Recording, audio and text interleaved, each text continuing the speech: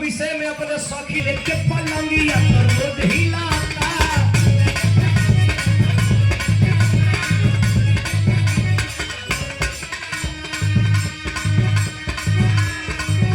अरे बाकी ना भातार में मजा मिलाता।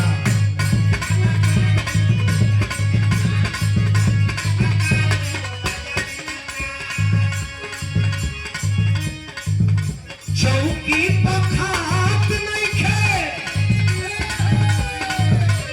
बड़ी समस्या बा। चौकी पखात नहीं खे सही से मिलन ना पलम के बाहुर का बेलना पलम के।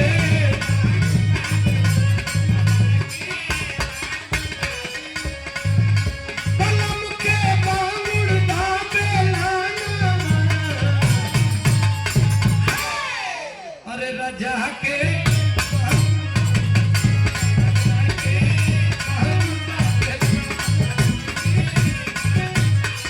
अच्छा हम जान कर का बात नहीं कि ओमा बलम को कोनो दोष नहीं खे। ओमा कुल दोष का वो बेलना बनाए वाला शर्मा जी का। हां वो शर्मा जी के दोस्त नहीं थे। बारे गीत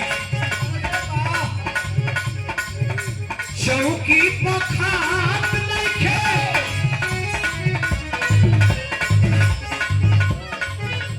हाल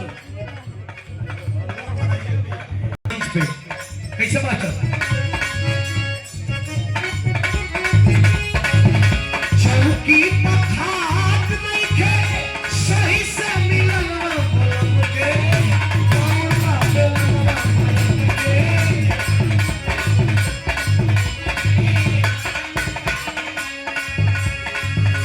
पलम के बाहुर का बेलना।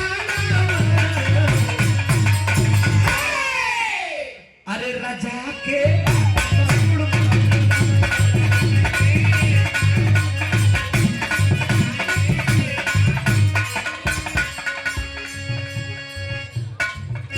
श्री राम सेवक मास्टर साहब जी के छोटे भाई क्या करना हमारे गाड़ियों जी के द्वारा 200 रुपया पुरस्कार चरणों में कोट को प्रेमी संजोग से ही गीत वायरल हो गई।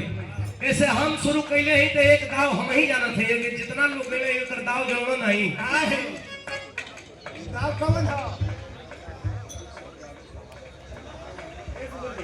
श्री हरिश्चंद्र यादव साहब जी के द्वारा अरे तने में क्या हुआ शानदार 200 रुपया पुरस्कार श्री हरिश्चंद्र यादव जी साहब जी के द्वारा आशीर्वाद आएगा चरणों में कोट को प्रणाम दिल से धन्यवाद। मलवा हो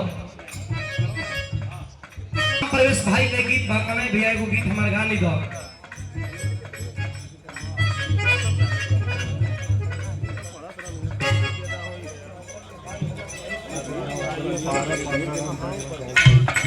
स्वामी अड़गड़ानंद महाराज की असीम कृपा आपके ऊपर है तब जाकर वो दंगल सफल होता है। और आपके दंगल में पीडीए के महानायक और समाजवादी पार्टी के राष्ट्रीय अध्यक्ष आदरणीय अखिलेश यादव भैया का भी आगमन और इस बार आदरणीय चाचा जी का आगमन श्री शिवपाल यादव जी का और आने वाले समय में भी आगमन होता रहेगा। बस प्यार दुलार सरे आप लोग बना कर रखिएगा। भैया को हमेशा बुलाते हैं दिल से धन्यवाद है। चलो में कोट को प्रणाम। पहला बेरी भैया के दंगल में जाए के मौका मिलल बड़ा सम्मान मिल रहल। अब जब पहली बेर गई वही घड़ी आदरणीय अखिलेश यादव जी का आगमन भई हम कौन सुनाऊ थोड़े बने दिल से धन्यवाद और स्वागत बा।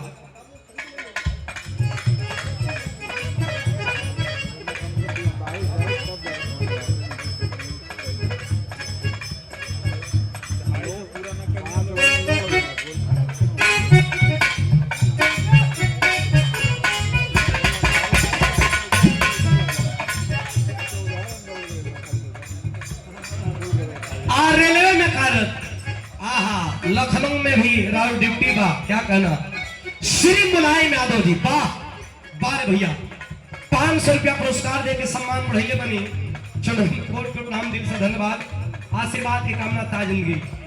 परमहंस कोचिंग सेंटर अतुल यादव काजू जौनपुर की धरती से आशीर्वाद दिल बनी सादर 100 रुपया चरणों में कोट कोट प्रणाम दिल से धन्यवाद बा आशीर्वाद की कामना ताजनगी। हमारे एगो गीत हमार बाजता, हमार गीत घड़ी बाजता, फिर से बाजे लागल। ए हो